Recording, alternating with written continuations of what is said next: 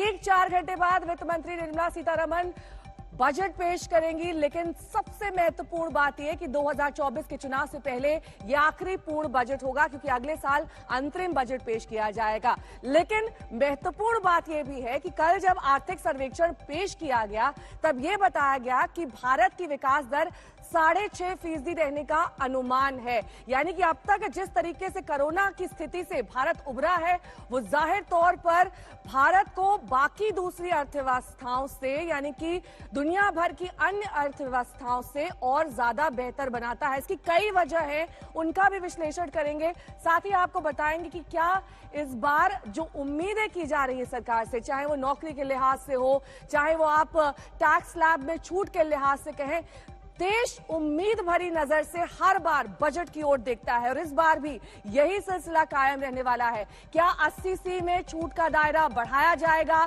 क्या जो 10 लाख नौकरियों का वादा सरकार ने किया था उस लक्ष्य तक सरकार पहुंच पाएगी? ये तमाम वो बड़ी बातें हैं जिसको लेकर आज का बजट बेहद महत्वपूर्ण बताया जा रहा है। लेकिन इसके साथ ही ये भी समझना बेहद महत्वपूर्ण है कि आज इस बजट में तमाम वो चीजें जो कि अर्थव्यवस्था को मजबूत बनाती है, आत्मनिर्भर भारत जो कि प्रधानमंत्री का एक महत्वपूर्ण नारा था, उसको लेकर किस तरीके के कदम सरकार उठाती है, ये जानना बेहद दिलचस्प होगा। क्योंकि आज लोकसभा में वित्त मंत्री निर्मला सीतारमण बजट पेश करेंगी। 11 बजे इस बजट भाषण की शुरुआत होगी। लगभग 1.5 से 2 घंटे ये बजट भाषण चल सकता है। 5वीं बार वित्त मंत्री बजट पेश करेंगी। सुबह 10 बजे वो संसद पहुंचेंगी। कल हमने देखा था कि आर्थिक सर्वेक्षण में देश को एक मजबूत स्थिति में बताया गया था। पिछले 8 साल का लेखा जोखा मोदी सरकार का इस आर्थिक सर्वेक्षण में पेश किया गया था।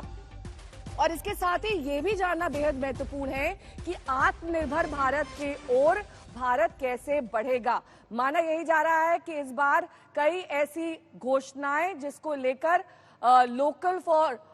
वोकल फॉर लोकल का नारा भी मजबूत किया जाएगा और साथ ही इस बात पर भी फोकस रहेगा कि कैसे हम आत्मनिर्भर भारत की ओर अपने कदम बढ़ा सकते हैं। हमारे साथ खास मेहमान आलोक जी जुड़े हुए हैं और आलोक जी, हर बार की तरह इस बार भी गगनचुंबी उम्मीदें हैं इस बार के बजट से। क्या इस बार सरकार एक लोक लुभावन चुनावी बजट पेश कर पाएगी?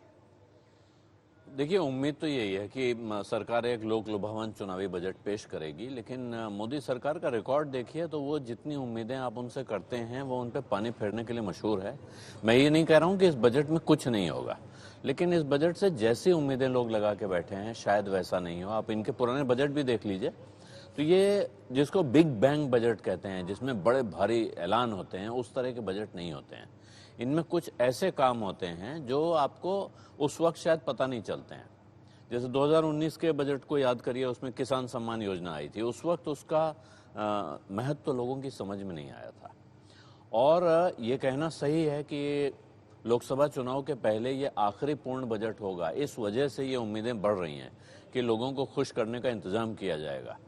लेकिन परंपरा तो है, मगर कोई नियम सरकार को रोकता नहीं है कि वो चुनाव के पहले अंतरिम बजट में भी नए ऐलान कर दें। और इस सरकार को देखें जो ये बजट के बाहर भी ज्यादातर रहता नहीं है, अभी तक रहा है, लेकिन बजट के बाहर भी ये सरकार बड़े ऐलान करती है। इसके बावजूद इस बजट के बाद इस साल 9 राज्य विधानसभाओं के चुनाव होने हैं।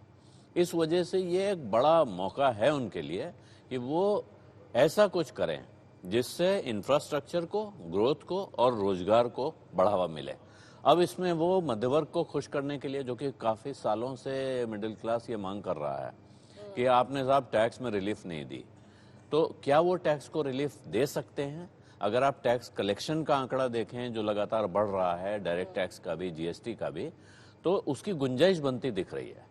लेकिन कितना देंगे, क्या देंगे, ये अब सामने आएगा तभी पता चलेगा। 11 बजे का इंतजार करना होगा। और माना यही जा रहा है कि आज कुछ लोक लुभावन अनाउंसमेंट्स हो सकते हैं।